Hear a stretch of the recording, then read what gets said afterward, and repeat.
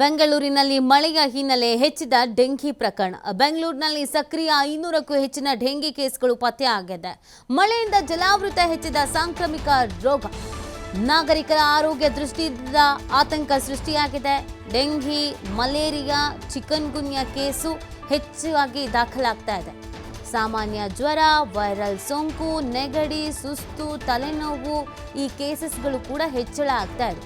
KC general Victoria ಸೇರಿ ಇತರೆ ಆಸ್ಪತ್ರೆಗಳಲ್ಲಿ ರೋಗಿಗಳ ಸಂಖ್ಯೆಯಲ್ಲಿ ದಿನದಿಂದ ದಿನಕ್ಕೆ ಹೆಚ್ಚಳ ಆಗ್ತಾ ಇದೆ. ನೋಡಿ, ಬೆಂಗಳೂರಿನಲ್ಲಿ ಡೆಂಗಿ, ಮಲೇರಿಯಾ, ಚಿಕನ್ಗುನ್ಯಾ ಇಂಥ ಕೇಸಸ್ಗಳು ಜಾಸ್ತಿ ಆಗ್ತಾ ಇರೋದು. ಇನ್ನು ನಾರ್ಮಲ್ ಆಗಿ ಜ್ವರ, ವೈರಲ್ ಫೀವರು, ನೆಗಡಿ, ಸುಸ್ತು, ತಲೆನೋವು ಈ ಕೇಸಸ್ಗಳು ಕೂಡ ಹೆಚ್ಚಾಗ್ತಾ ಇದೆ. ಒಂದು ಕಡೆಯಲ್ಲಿ ಬಿಸಿಲು, ಮತ್ತೊಂದು ಕಡೆಯಲ್ಲಿ ಮಳೆ. ಯಾವಾಗ ವೆದರ್ ಹೆಂಗಿರುತ್ತೆ ಅಂತ ಗೊತ್ತಿಲ್ಲ. ನಿಂತ ನೀರಲ್ಲಿ ನಿಂತೇ ಇದೆ. ಈ ಥರದ್ರಿಂದ ಸಮಸ್ಯೆಗಳು ಹೆಚ್ಚಾಗ್ತಾ ಇದೆ. ಹಾಗಾಗಿ ಸ್ವಲ್ಪ ಹೆಚ್ಚಿನ ರೀತಿಯಾದಂಥ ನಿಗಾ ಇಡಬೇಕಾಗತ್ತೆ. 500 ಕೇಸಸ್ಗಳೇನೋ ಬೆಂಗಳೂರಿನಲ್ಲಿ ಡೆಂಗಿ ಕೇಸಸ್ಗಳು ಸಕ್ರಿಯವಾಗಿದೆ ಅನ್ನೋದ್ರ ಬಗ್ಗೆ ಮಾಹಿತಿ ಸಿಗ್ತಾ ಇದೆ. ನಿಮ್ಮ ಆರೋಗ್ಯದ ಬಗ್ಗೆ ನೀವು ಹೆಚ್ಚಿನ ಕಾಳಜಿಯನ್ನು, ಗಮನವನ್ನು ಹರಿಸಬೇಕಾಗತ್ತೆ. ಯಾಕಂದರೆ ಬಿಡು, ಇಂಥ ಟೈಮಲ್ಲಿ ವೈರಲ್ ಫೀವರ್ ನಾರ್ಮಲ್, ಅಥವಾ ಸುಮ್ಮನೆ ಒಂದು ಶೀತ ಬಂದಿದೆ, ಒಂದು ಮಾತ್ರೆ ತೊಗೊಂಡ್ರೆ ಆಗುತ್ತೆ, ಬಿಸಿನೀರು ಕುಡಿದ್ರೆ ಹೋಗುತ್ತೆ, ಕಷಾಯ ಕುಡಿದ್ರೆ ಹೋಗುತ್ತೆ, ಸ್ವಲ್ಪ ಮಲಗಿ ರೆಸ್ಟ್ ಮಾಡಿದ್ರೆ ಹೋಗುತ್ತೆ.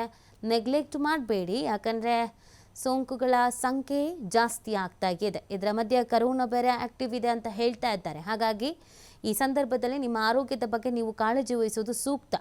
ಸುಮಾರು 500ಕ್ಕೂ ಹೆಚ್ಚು ಡೆಂಗಿ ಕೇಸಸ್ಗಳು ಇದೀಗ ಆ್ಯಕ್ಟಿವ್ ಆಗಿದೆ ಅನ್ನೋದು ಗೊತ್ತಾಗ್ತಾ ಇದೆ. ಈ ನೀರು ನಿಂತಲ್ಲೇ ನಿಂತಿರುತ್ತಲ್ಲ, ಇದರಿಂದ ಸೊಳ್ಳೆಗಳು ಹೆಚ್ಚಾಗತ್ತೆ. ಆನಂತರ ಈ ಸ್ವಚ್ಛತೆ ಕಾಪಾಡೋದು, ಕೆಲವು ಬೆಂಗಳೂರಿನ ಭಾಗಗಳಲ್ಲಿ ಮಳೆ ಆದಾಗ ತೀರಾ ಸಮಸ್ಯೆ ಆಗಿದೆ. ಅಲ್ಲೆಲ್ಲ ಈ ಥರದ ಆರೋಗ್ಯ ಸಮಸ್ಯೆಗಳು ಕಾಣಿಸ್ಕೊಳ್ತಾ ಇದೆ. ಹಾಗಾಗಿ ನಿಮ್ಮ ಆರೋಗ್ಯದ ಬಗ್ಗೆ ನೀವು ಕಾಳಜಿಯನ್ನು ವಹಿಸಿ ಅಂತ ವೈದ್ಯರುಗಳು ಕೂಡ ಸಲಹೆಯನ್ನು ಕೊಡ್ತಾ ಇದ್ದಾರೆ. ಆರೋಗ್ಯ ಇಲಾಖೆ ಕೂಡ ಇದ್ರ ಬಗ್ಗೆ ಹೆಚ್ಚಿನ ಗಮನ ಹರಿಸಿ ಅನ್ನುವಂಥ ಸೂಚನೆಯನ್ನು ನೀಡಿದೆ.